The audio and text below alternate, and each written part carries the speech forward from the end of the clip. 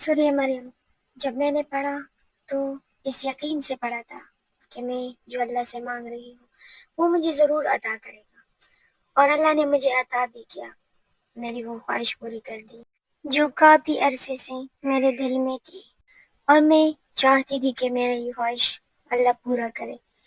میں نے یہ وظیفہ بہت دل سے پڑھا تھا اور کاش کہ میں اسے جاری رکھتی، مگر جیسے ہی مجھے خوشخبری ملی تو میں نے اس وظیفے کو چھوڑ دیا، اور یہی میری سب سے بڑی غلطی تھی۔ السلام علیکم ورحمۃ اللہ وبرکاتہ۔ کیسے ہیں میرے پیارے بھائی اور بہن؟ یقیناً ٹھیک ٹھاک ہوں گے اور مزے میں ہوں گے۔ آج میں آپ کے ساتھ ایک ایسا قرآنی وظیفہ شیئر کرنے جا رہی ہوں جس نے بے شمار بے اولاد جوڑ کی زندگی بدل دی، اور اپنا بھی ایک واقعہ سنانے جا رہی ہوں جو میرے ساتھ ہوا۔ یہ وظیفہ ہے سورہ مریم کا، وہ سورہ جس میں اللہ نے حضرت زکریا علیہ السلام اور حضرت مریم علیہ السلام کو اولاد کی خوشخبری عطا فرمائی۔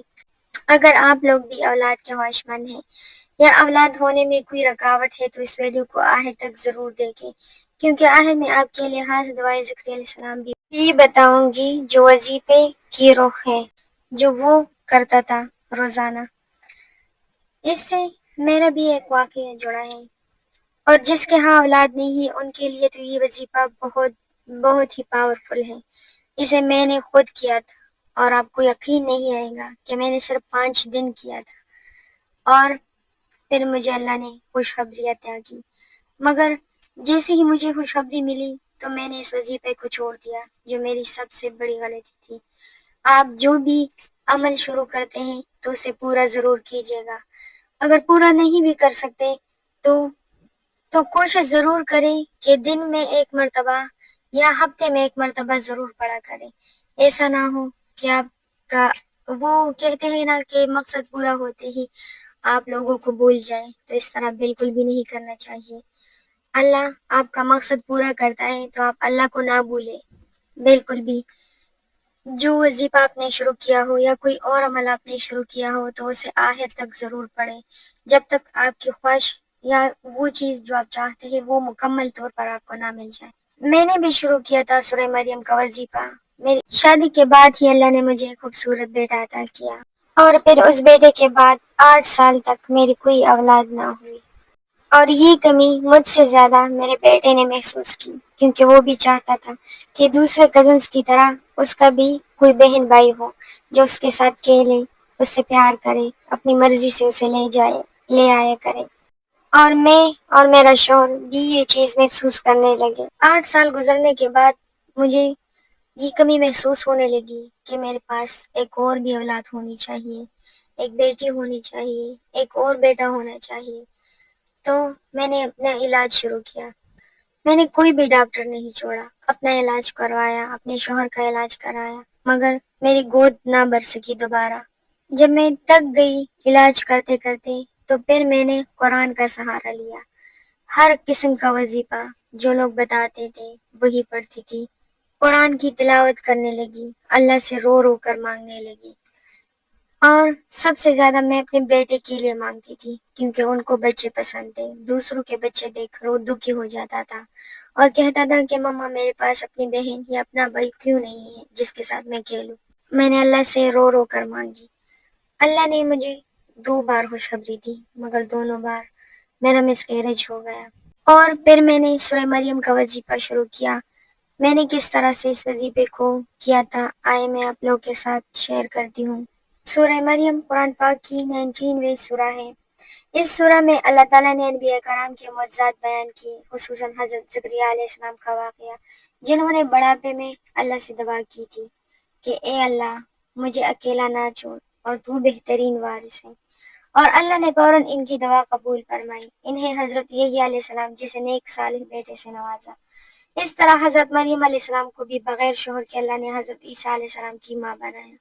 یہ سورہ اس بات کی علامت ہے کہ اللہ کے لیے کچھ بھی ناممکن نہیں۔ اولاد کے لیے سورہ مریم کا طاقتور وظیفہ ہے یہ۔ بس آپ نے نیت اور تیاری کرنی ہے۔ سب سے پہلے دل سے نیت کریں کہ آپ صرف اللہ کی رضا کے لیے اور نیک اولاد کی خواہش کے لیے یہ عمل کر رہے ہیں۔ پاکیزگی بہت ضروری ہے، جسم کا پاک ہونا، لباس کا پاک ہونا، اور جگہ سب پاک ہو۔ دوسرا مرحلہ اس کا ایک وقت مقرر کرے. یہ عمل کسی بھی وقت کیا جا سکتا ہے، لیکن سب سے بہترین وقت نماز فجر کے بعد یا نماز مغرب کے بعد ہے. اگر میاں بیوی دونوں مل کر کرے تو سب سے زیادہ اثر ہوتا ہے. میں نے بھی کیا تھا، مغرب کے بعد نماز پڑھنے کے بعد میں یہ وظیفہ کرتی تھی. تیسرا مرحلہ عمل کا طریقہ. سب سے پہلے تو درود ابراہیمی جو ہے یہ 3 بار پڑھے. اس کے بعد سورہ مریم نہایت غور اور توجہ سے تلاوت کرے. سورہ مریم ختم کرنے کے بعد یہ دعا 7 مرتبہ پڑھے. رب لا تذرنی فردا وانت خیر الوارثین. اس دعا کو 3 بار پڑھے اور سورہ مریم کو 1 بار. اس کے بعد دوبارہ سے 3 بار درود ابراہیمی پڑھ لے اور دل سے اللہ سے رو کر اس سے دعا مانگے کہ یا اللہ، جیسے تو نے حضرت زکریا علیہ السلام کو بڑھاپے میں اولاد دی، جیسے تو نے حضرت مریم علیہ السلام کو عزت اور اولاد سے نوازا، ویسے ہی ہمیں بھی اپنی رحمت سے نیک اور صالح اولاد عطا فرما. آمین. اس کا جو عمل ہے یہ 21 دن یا 40 دن تک روزانہ کیا جائے. اگر حیض یعنی عورت کے محسوس ایام آ جائے تو ان دنوں میں صرف دوا جاری رکھے، تلاوت بعد میں مکمل کرے، مگر اس کی ضرورت پیش نہیں آئے گی. انشاءاللہ آپ کو خوشخبری ضرور ملے گی.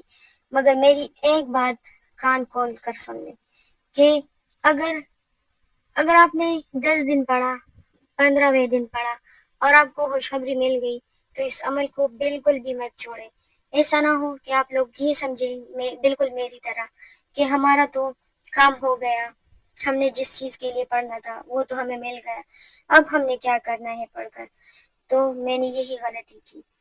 جیسے ہی مجھے پتہ چلا کہ میں پریگننٹ ہوں تو میں نے اس عمل کو، اس وظیفے کو وہیں پر چھوڑ دیا. اور یہیں پر میں نے ایک غلطی کی تھی کہ میں نے اس وظیفے کو کیوں چھوڑا، میں نے اس کو آخر تک کیوں نہیں پڑھا. آپ نے ایسا بالکل بھی نہیں کرنا ہے. آپ نے جب بھی کوئی عمل کرنا ہو، کوئی وظیفہ کرنا ہو تو اپنا مقصد پورا ہونے تک، یعنی مکمل طور پر جب تک وہ چیز آپ کو نہ ملے. اگر آپ پریگنینسی کے لیے کر رہے ہیں تو جب تک آپ کی ڈیلیوری ہو جائے، آپ کو بیٹا ہو جائے یا بیٹی ہو جائے، تب تک جاری رکھے. اگر آپ اس کو ہر روز تک نہیں پڑھ سکتے تو اس کو ایک دن چھوڑ کر دوسرے دن ضرور پڑھے. سب سے پہلے تو آپ اپنا یہ والا عمل پورا کریں 21 دن تک یا 40 دن تک، تو اسے ہر روز پڑھا کریں. اور اس کے بعد جب آپ کو اپنا مقصد پورا ہو جائے تو اس کے بعد اس کو ایک دن چھوڑ کر دوسرے دن لازمی پڑھیں، تب تک جب تک آپ کو بیٹا یا بیٹی نہ ہو جائے، اگر آپ پریگنینسی کے لیے کر رہے ہیں. اور سب سے اہم ہے اس میں نماز کی پابندی. آپ نے یہ وظیفہ کرنا ہے تو نماز بالکل بھی نہیں چھوڑنی. نماز کو جاری رکھے اور اس کو اپنے روٹین میں شامل کرے. آپ 5 وقتہ نماز ضرور پڑھیں. نماز فرض ہے، اس کی معافی نہیں ہے. صبح و شام استغفار ضرور پڑھا کرے. استغفار کو 100 مرتبہ پڑھ سکتے ہو، 200 مرتبہ تو ضرور پڑھا کرو. دن میں ضرور استغفار پڑھا کرو. ہر جمعہ کو صدقہ ضرور دیا کریں، چاہے ایک روٹی ہی کیوں نہ ہو، چاہے 10 روپے ہی کیوں نہ ہو، مگر صدقہ دینا بہت ضروری ہے. اللہ سے نا امید کبھی نہ ہو. آپ کو نظر آ رہا ہو نا کہ کام تو ممکن ہی نہیں ہے، مگر ایسا نہیں ہے. اللہ کے لیے کچھ بھی ناممکن نہیں ہے. بس یہ امید رکھیں کہ وہ کچھ بھی کر سکتا ہے. دل میں یہ یقین رکھیں کہ جس نے حضرت زکریا علیہ السلام کو بیٹا دیا وہ ہمیں بھی ضرور دے گا. جس نے بڑھاپے میں اسے بیٹا دیا تو ہم کو جوانی میں کیوں نہیں ملے گا. اور مجھے دیکھیں 8 سال کے بعد 2 بار میرا مسکیریج ہو گیا، مگر مجھے آج بھی یقین ہے کیونکہ مجھے اتنا تو پتہ چلا کہ میں ماں بن سکتی ہوں دوبارہ. اس لیے کبھی بھی نا امید مت ہونا کسی بھی حال میں. اولاد کے لیے خصوصی دعا. اس دعا کو بھی اپنی روٹین میں شامل کرے، یعنی دن میں ضرور اسے پڑھا کرے اور اس وظیفے کو کرتے وقت تو اسے لاسٹ میں ضرور پڑھا کرے.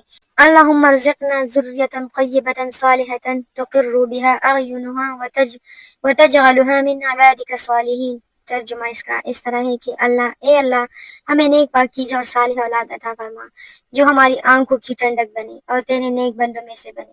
اور میں آپ لوگوں سے یہ ضرور کہوں گی کہ جب بھی کوئی دعا کرنی ہو تو اپنے لیے مکمل دعا مانگا کرو. مطلب اس طرح سے نہ کہو کہ یا اللہ مجھے اولاد دے، یا اللہ مجھے اولاد دے. صرف یہ مت کہو.